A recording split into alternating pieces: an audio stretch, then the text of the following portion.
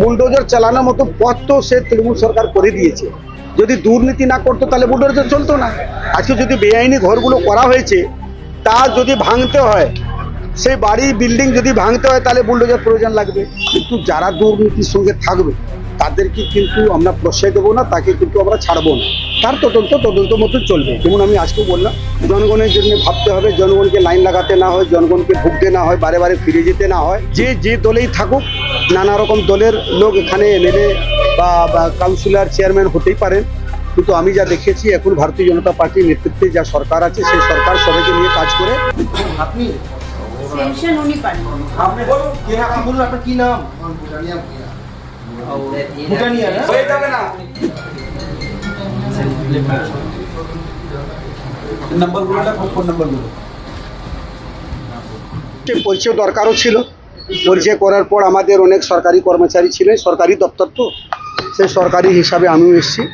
আমার যে এমএলএ, আমি সকলের সঙ্গে যোগাযোগ করলাম। সরকারি যতগুলো আমাদের পদাধিকারী আছে তাদের সাথে আমি সকলের সঙ্গে যোগাযোগ করলাম, কথাবার্তা করলাম, দেখলাম যেগুলোটা আমি সবাইকে বলেছি সবাই মিলেমিশে কাজ করতে হবে। জনগণের যাতে উপকৃত হোক, জনগণের জন্য ভাবতে হবে, জনগণকে লাইন লাগাতে না হয়, জনগণকে ভুগতে না হয়, বারে বারে ফিরে যেতে না হয়।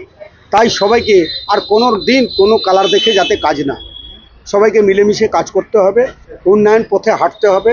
পশ্চিমবঙ্গে বিকশিত পশ্চিমবঙ্গে করতে হবে, আমাদের বিকশিত চাপদানি করতে হবে।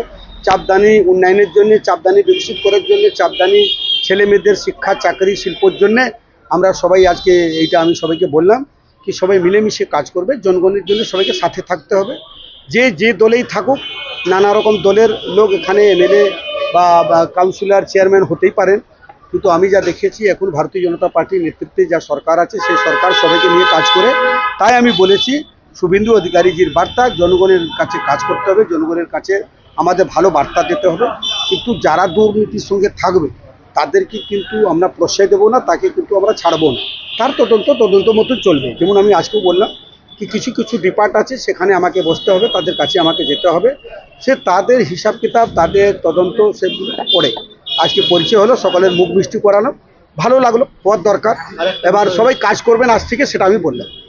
আপনাকে পদ্ম ফুল একটা উপহার দিল, মানে ছবি। হ্যাঁ, তো আমি তো বলেই দিলাম ভাই পদ্ম ফুল আছে। তো তার একটা জিনিস আমি যেটা দেখলাম, চেয়ারম্যান সাহেব ঘরে আমি আকবরবাবুর ছবি ছিল। আমি বললাম কি ভালো মানুষ ছিলেন, কিন্তু উনি তো বিধায়কই ছিলেন, তো বিধায়ক মতন তো বহুজন আছেন তারা বিধায়ক ছিলেন, আব্দুল মান্নানও তো ছিলেন।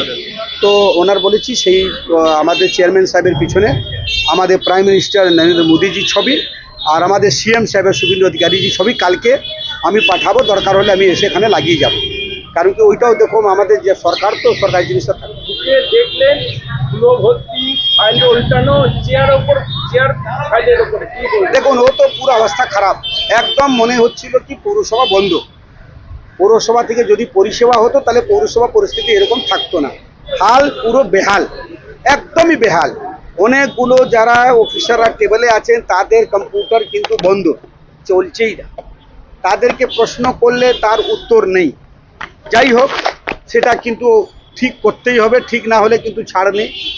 যখন মাইনা যাবেন না, বললেন অনেকে পেনশন বা পাচ্ছে না, সেক্ষেত্রে কি ব্যবস্থা? একদম ফাইন্যান্স ডিপার্টমেন্ট আমি যেটা বলে দিলাম এই যে রুল, তাকে কিন্তু পেমেন্ট দিয়ে দিতে হবে। চেয়ারম্যান সাহেব যখন আমাকে বললেন কি পয়সা নেই, তখন আমি বললাম যখন পয়সা ছিল না তাহলে এত পয়সা আমি পুজোতে কন্ট্রাক্ট দেওয়ার কি ছিল, 1 লাখ দেবো কি 2 লাখ দেবো কি 5 লাখ দেবো, কোথা থেকে আসছিল? তো সিএম সাহেবকে তো ভাবা উচিত ছিল কি তাদের পেনশন বাকি আছে, তাদের মাইনা বাকি আছে, এই স্টাফদেরকে আগে দেখি। টাকাটা তো উড়িয়ে দিলে তো হবে না, জনগণের পয়সা তো জনগণের কাছে যাক না, জনগণের স্বার্থে লাগুক, কিন্তু তা হচ্ছিল না।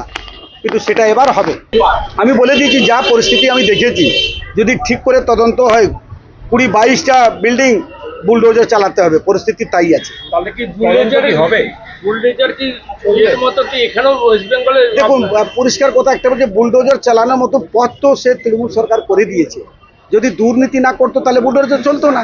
আজকে যদি বেআইনি ঘরগুলো করা হয়েছে তা যদি ভাঙতে হয়, সেই বাড়ি বিল্ডিং যদি ভাঙতে হয় তাহলে বুলডোজার প্রয়োজন লাগবে। তো বুলডোজার তো হাসি খুশিতে কেউ নিয়ে আসে না। একটা বেআইনি যখন বিল্ডিং থাকবে তাকে ভাঙতে গেলে সে বুলডোজারই লাগবে। সে বুলডোজার নিয়ে আসার যদি পথ কোনো সরকার করে থাকে সে বুলডোজার লাগবে, বুলডোজার চলবে, কেউ আটকাতে পারবে না।